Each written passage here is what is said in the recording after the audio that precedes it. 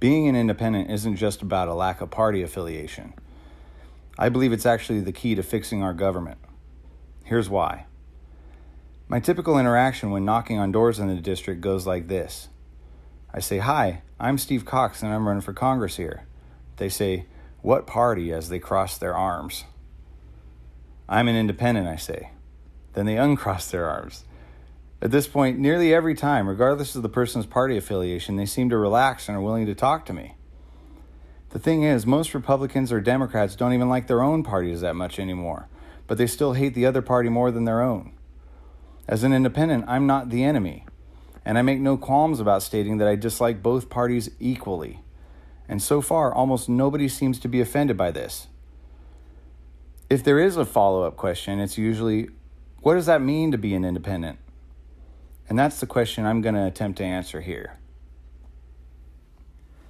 First, I'd like to tell you how I became an independent in the first place about 16 years ago. I was raised in a Republican household, and as a motocross racer, I was surrounded by mostly conservative people as well. I was taught to appreciate this desire for small, non-intrusive government. But even at Ayala High School in the early to mid-90s, I ran into some logical inconsistencies in that narrative. I couldn't understand why Republicans cared so much about making sure the government prevented gay people from being married. Nor did I understand why Republicans were such big fans of jailing people for victimless crimes such as using cannabis, or really any other illicit drug for that matter. See, Republicans often have a libertarian streak in them, and I was one of those. I just think, hey, as long as they're not hurting anybody, leave people alone. I still stand by that. Many Republicans believe in the basic right of self-determination. Now, to be fair, there are a number of people who believe certain rights only apply to them, and Republicans are not immune to this logical inconsistency, but the basic tenets are there. Usually, Republicans are focused on freedom, at least for themselves. Democrats, by the way, same thing. These sorts of inconsistencies have always bothered me. But the real awakening came in the 2 years or so after 9/11, at least for me. It was during that time that a Republican president with a Republican majority in both houses of Congress passed the USA Patriot Act and then pushed for war with a country that very literally had nothing to do with 9/11. Regardless of what you want to call the bill, the Patriot Act was not patriotic in the least. It violated at least 7 of the 10 amendments in the Bill of Rights at its inception. And it really bothered me that it was passed only 45 days after 9/11. It also passed despite Congress largely being unable to read it before they voted on it. And despite that, only 3 Republicans in the House voted against it, and none did in the Senate. This is one of many examples of things like this happening, and it's why I vowed to vote no on any bills that are put up to vote without me and my staff being able to not only read them, but to understand what's in them.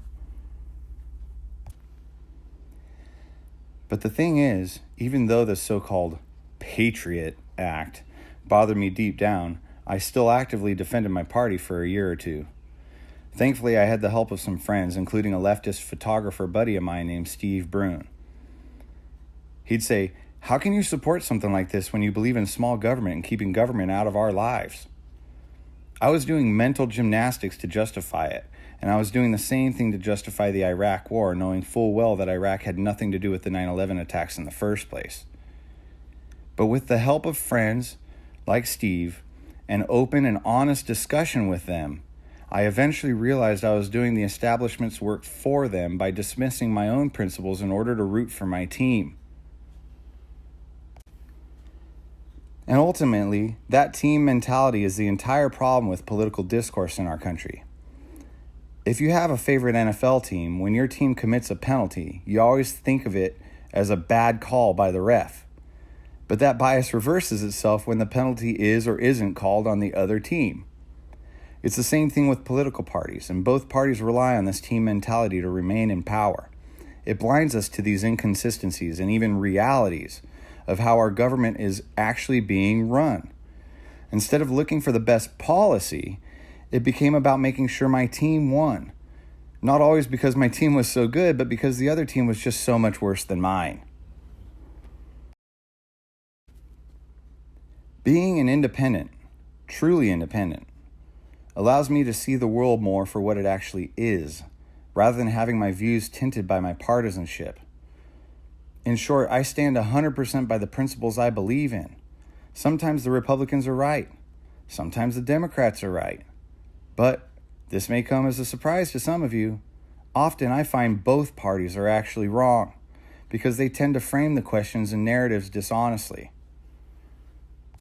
When we run this country as if it's a team sport like this, it shuts down all conversation. We can see it today on social media where people end up blocking others who disagree with them, resulting in these sort of partisan bubbles where everyone just agrees with each other, creating a skewed view of the world. This tribalism has to stop if we're going to repair our country and its government. We have to talk to each other.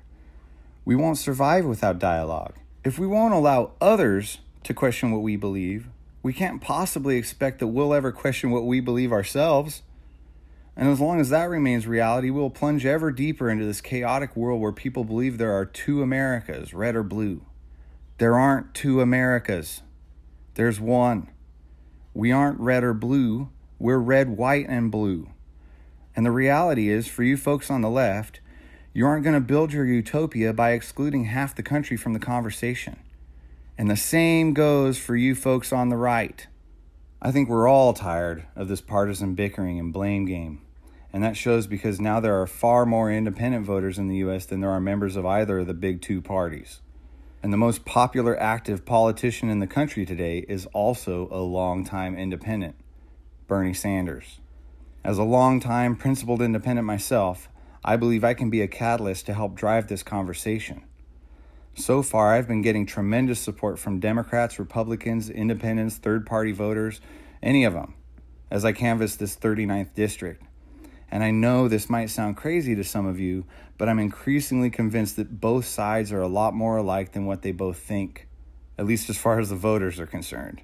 And I think they'd know this if they just talked to each other, not as members of their teams or tribes, but as people, because we're all people. Ultimately, at least as far as I'm concerned, it comes down to this. As an independent, I'm not bound to anything but the truth and honesty, and to anybody but you.